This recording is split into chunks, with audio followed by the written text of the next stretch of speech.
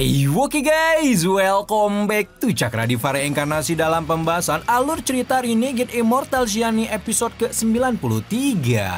Seperti biasa kita review dulu pembahasan alur cerita episode sebelumnya di mana Wang Lin telah melewati pertempuran hidup mati dengan utusan surga yang ternyata merupakan anggota klan Dewa Kuno. Namun setelah melihat Wang Lin yang terus-menerus berkorban untuknya serta hukuman surga yang bisa saja membahayakan jiwa Joru, Limuan pun mengambil keputusan nekat dengan menghentikan proses pembangkitan dan keluar dari tubuh Joru.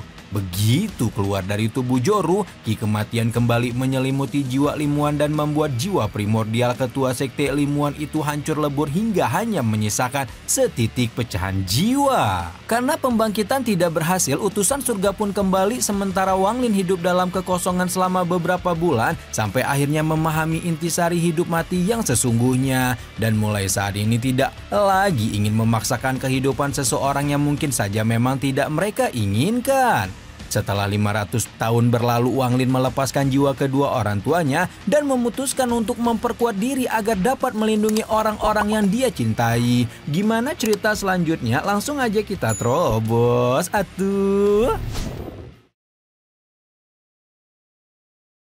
Nah, sementara Wang Lin masih baru mau jauh dari planet lain, keadaan di planet Sujaku telah menjadi cukup berbahaya karena setelah puluhan ribu tahun berlalu, klan peninggalan abadi yang selama ini tersegel di makam kuno mulai menunjukkan pergolakan. Pergolakan ini disebabkan karena kemunculan leluhur mereka yang tertidur selama ribuan tahun akhirnya bangun. Leluhur itu masih mengingat dengan jelas bagaimana leluhur pertama kerajaan Sujaku bersama 9 ahli Rana Ansen dan mengorbankan diri mereka demi menciptakan 5 pedang yang menyegel makam kuno sepenuhnya. Karena telah tenggelam dalam retreat yang begitu lama dan sekarang berhasil membuka daun ke-11 yang setara dengan ahli Rana Puncak Ansen, dan leluhur klan peninggalan abadi itu akan memastikan klannya akan terbebas dari segel ini.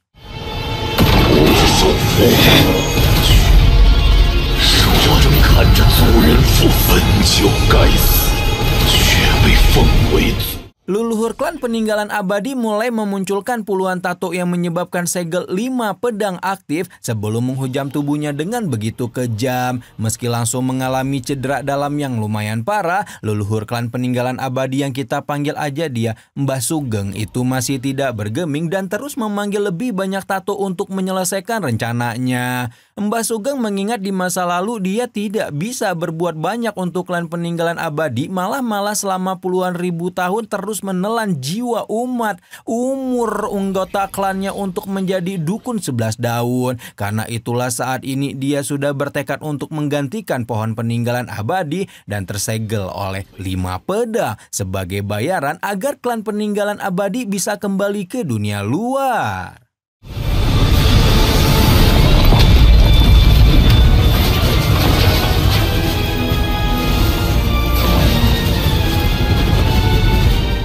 Tepat ketika itulah 5 pedang segel telah menghujam tubuh Mbah Sugeng sesungguhnya dan membuatnya menyatu dengan pohon peninggalan abadi yang telah kehilangan esensi kehidupannya. Setelah Mbah Sugeng mengorbankan diri, pohon tersebut kembali hidup dan menjadi harapan baru bagi klan peninggalan abadi. Di saat yang sama, ribuan anggota klan mulai muncul dari kedalaman makam, berkumpul di sekitar pohon peninggalan abadi yang telah tumbuh tinggi sekali lagi dan berjanji akan membayar pengorbanan leluhur mereka dengan merebut kembali planet Sujaku.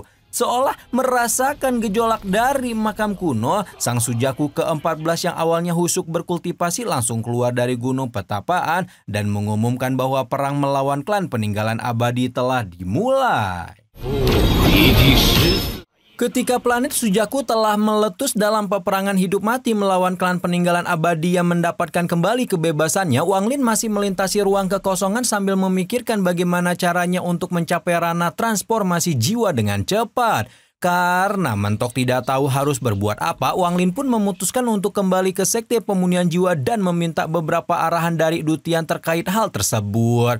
Nah, ketika memikirkan untuk kembali ke sekte pemunian jiwa inilah, Wang Lin merasakan ada fluktuasi tidak biasa dari planet Sujaku di mana setelah menggunakan persepsi spiritual untuk melakukan penelusuran, astagfirullah ini kursi udah rusak lagi. Wang Lin baru tahu kalau saat ini klan peninggalan abadi sudah terbebas dari makam kuno. Oke, sekarang kita balik lagi ke planet Sujaku, tepatnya di negara Zou yang merupakan kampung halaman Wang Lin sekaligus domisili sekte Hengyu yang dulu sempat dia selamatkan setelah pertama kali bangkit 300 tahun itu loh. Masih ingat kan? Nah, reinkarnasi sepupunya alias Wang Jo sekarang sudah menjadi tetua di sekte Hengyu dan tengah memimpin rombongan sekte melawan Ante, klan peninggalan abadi. Sayangnya Wang Jo yang hanyalah ahli rana puncak formasi inti harus melawan Peng Yu yang merupakan dukun 6 daun setara dengan ahli rana formasi jiwa. Auto dilibaslah rombongan yang Wang Jo bawa, bahkan ada beberapa murid sekte yang diubah paksa menjadi boneka dengan sangat kejam. Nah, tepat ketika Peng Yu hampir saja menggeprek Wang Jo dengan bola api raksasa yang turun dari langit.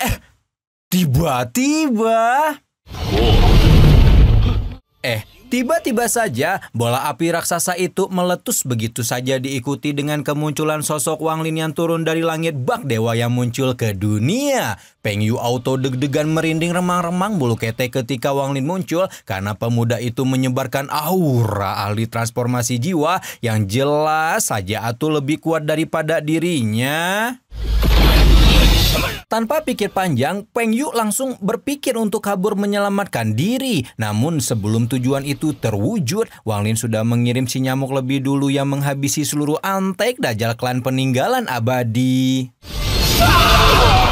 Setelah menghabisi Peng Yu, Wang Lin terbang merendah menghampiri Wang Jo dan langsung disambut oleh pemuda itu penuh sukacita berhubung dia mengenal Wang Lin sebagai leluhur negara Zou yang dahulu menyelamatkan sektenya. Wang Jo juga merasa insecure karena sampai sekarang belum berhasil menerobos ranah jiwa baru seperti pesan Wang Lin terakhir kali mereka bertemu. Namun tanpa berbicara apa-apa, Wang Lin justru menekan ruang di antara kedua alis Wang Jo sebelum berkata bahwa dia akan membantu pemuda itu menerobos ranah Nansensol. Dengan bantuan Wang Lin, reinkarnasi sepupunya itu benar-benar berhasil menerobos ranah dan membentuk jiwa primordial di mana sesuai pesannya di masa lalu sekarang Wang Jo dapat mengingat kehidupannya yang lalu.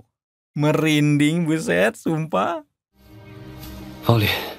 Wang Jo yang mendapatkan kembali ingatannya langsung memanggil Wang Lin dengan namanya sambil berterima kasih. Meskipun terima kasih tersebut juga segera ditolak oleh Wang Lin yang berpikir bahwa dia hanya melakukan apa yang harus dia lakukan untuk satu-satunya saudaranya yang tersisa. Setelah temu kangen tipis-tipis, Wang Lin pun segera menanyakan apa yang sebenarnya terjadi pada planet Sujaku sampai kok tiba-tiba klan peninggalan abadi ini muncul seperti ini atuh? Mengalunlah cerita panjang kali lebar Wang Jo tentang pertempuran melawan klan peninggalan abadi yang telah berlangsung selama 3 tahun. Dan karena ternyata kerajaan Sujaku berada dalam posisi dirugikan, Qin Peng pun menantang pemimpin klan peninggalan abadi untuk bertarung 1 lawan 1. Setelah 3 hari melakoni pertempuran tanpa henti, kekuatan Qian Peng dan kepala klan abadi muda ternyata berimbang dan didesak dengan situasi keruh tersebut. Kedua belah pihak pun memutuskan untuk menandatangani perjanjian genjatan senjata. Sayangnya syarat agar klan abadi mau menandatangani perjanjian itu adalah kerajaan Sujaku harus mau menyerahkan seluruh negara kultivasi tingkat 3 beserta ahli keabadian di dalamnya. Dan sejak saat itulah para negara kultivasi tingkat 3 menjadi bulan-bulanan klan peninggalan abadi tidak terkecuali negara Zhou. Sebagai anggota kerajaan Sujaku, Wang Jo memimpin rombongan untuk meminta bantuan pada negara kultivasi tingkat 4, namun tidak ada satupun yang mau membantu. Di tengah ancaman kehancuran, Wang Jo akhirnya menangkupkan tangannya di hadapan Wang Lin dan menanyakan kesediaan sepupunya itu agar mau kembali ke negara Zhou. Oke, masih berada di negara Zhou yang gonjang-ganjing karena diincar oleh klan peninggalan abadi, tampaklah keluarga kerajaan Zhou yang memang dipimpin oleh keturunan keluarga Wang bernama Wang Qi sedang melarikan diri bersama keluarganya untuk menghindari perburuan klan peninggalan abadi. Hal ini disebabkan karena putranya Wang Hu adalah anak dengan akar spiritual sehingga dia pasti akan diincar oleh klan abadi. Tempat yang dituju oleh Wang Qi adalah rumah leluhur keluarga Wang karena menurut pesan turun-temurun keluarganya, rumah tersebut memiliki sebuah perlindungan yang dipasang sendiri oleh keluarga leluhur Wang.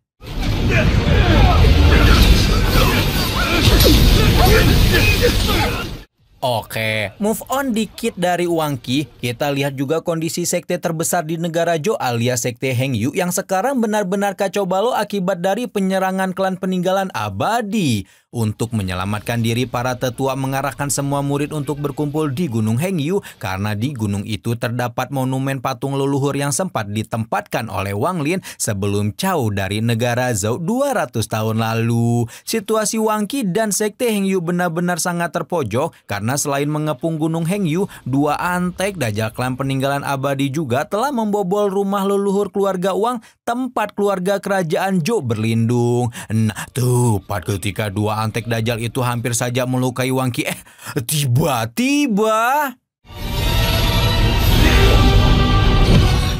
tiba-tiba saja sebuah tabir pelindung yang diaktifkan dari token giok di dalam altar menyelimuti Wang Qi dan anak istrinya, di mana selain melindungi Wang Qi, token giok itu juga langsung menghabisi dua antek dajjal klan abadi yang membuat raja negara Zhou itu memahami bahwa leluhurnya telah menampakkan diri. Hal yang serupa juga terjadi di Gunung Heng Yu, di mana di tengah-tengah kekacauan itu tetua klan peninggalan abadi bernama Ma Luo yang merupakan dukun 6 daun memunculkan diri dan segera mampu mengatasi artefak ranah niat peninggalan Wang Lin yang memang ketika meninggalkan artefak itu masih seorang ahli formasi jiwa tahap awal. Akhirnya Ma Luo benar-benar meredam kekuatan patung kayu peninggalan Wang Lin dan hampir saja meluluhlantahkan negara Zhou yang menolak untuk tunduk.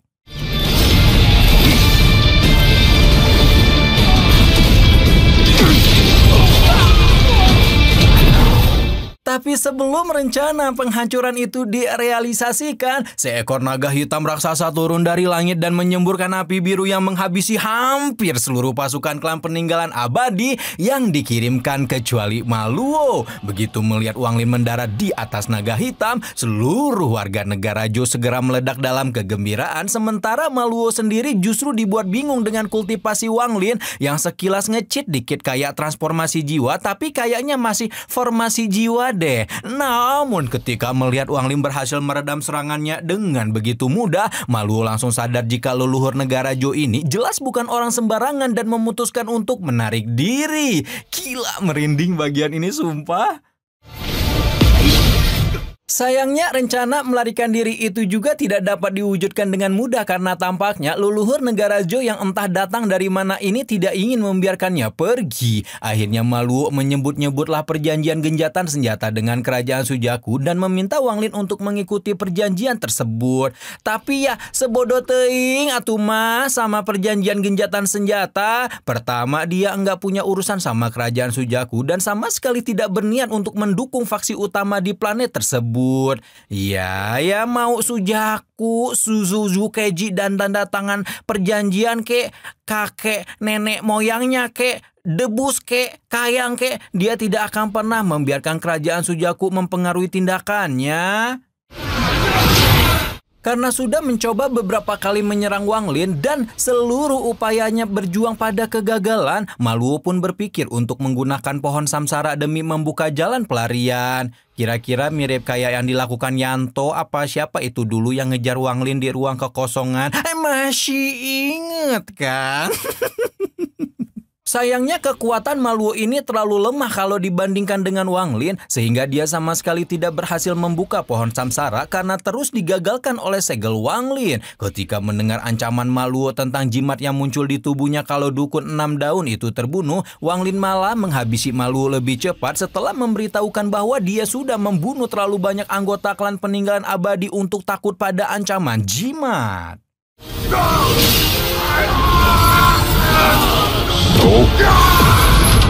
Begitu selesai menggeprek Ma Luo, ketua sekte Tiandou yang bernama Zhen Fengxiao bergegas menghampiri Wang Lin dan memberikan hormat kepada leluhur negara Zhou tersebut. Nah, jadi guys, sekte Tiandou ini nama update-nya sekte Heng Yu ya. Pas di kehidupan pertama Wang Lin dia sekte Heng Yu. Nah, sekarang namanya jadi sekte Tiandou.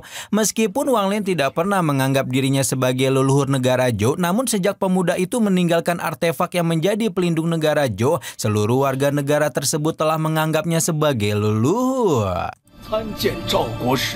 Baru setelah ini Wang Lin menyadari bahwa 500 tahun berlalu sejak kehidupan pertamanya dan hal itu membuatnya merasa tidak berdaya untuk memiliki keinginan melindungi kampung halamannya tersebut.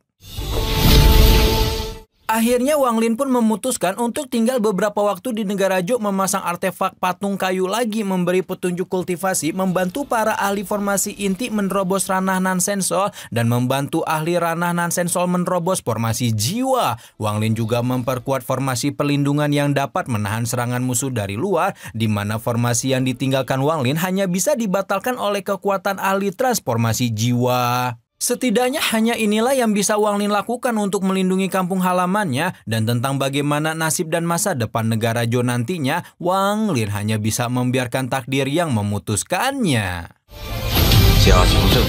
Oke, setelah melakukan segala hal yang dia bisa untuk negara Jo, Wang Lin menyempatkan waktu sejenak untuk berziarah di rumah leluhur keluarga Wang dan mempertanyakan keputusan Wang Jo tentang ikut dengannya atau tetap berada di negara Jo. Setelah berpikir cukup lama, Wang Jo menyadari bahwa sampai kehidupannya yang kedua dia pun masih selalu dibesarkan oleh keluarga Wang, dan oleh karena itulah keinginan terbesarnya adalah melindungi tempat yang telah membesarkannya tersebut.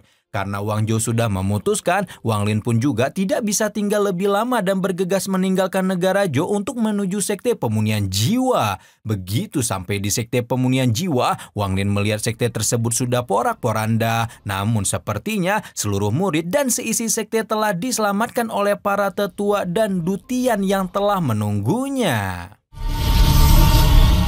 Dan sumpah episode kali ini bikin merinding. Sumpah lo, asli lo bikin merinding banget, bikin epic. Wah sumpah lah pokoknya. Sumpah edan pokoknya episode kali ini mah guys. Gimana menurut kalian? Coba tulis di kolom komentar. Cakra Diva mau baca nih, menurut kalian abis nonton ini kayak gimana?